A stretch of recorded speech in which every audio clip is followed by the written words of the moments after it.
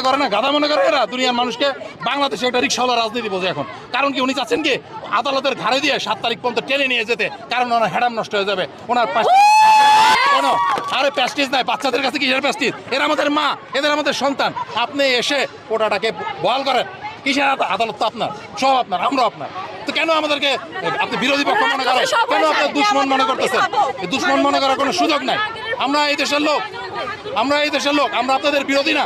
কিন্তু আপনি কি করলেন? এই জেনারেশনটা পুরোটা 12টা বাজিয়ে দিলেন, যার নাম করে দিলেন। এরা আপনার পক্ষে কোনো কথা বলবে? আপনার তো এখন ছাত্রলীগ এরা ঘৃণা করবে। আমি তো চাই আমার বাচ্চা ছাত্রলীগ করুক, কারণ কি স্বাধীনতার পক্ষে শক্তি, স্বাধীনতার পক্ষে শক্তি। কিন্তু আমার বাচ্চাকে আমি কি জবাব দেবো? কুলাঙ্গার মন্ত্রী আছে, তারা করতেছে। প্রধানমন্ত্রী কিন্তু অমানবিক না, তার কান পর্যন্ত যায় না। কারণ কি? কেন নেট কতটুকু দুর্বল দেখেন, তারা নেট বন্ধ করেছে।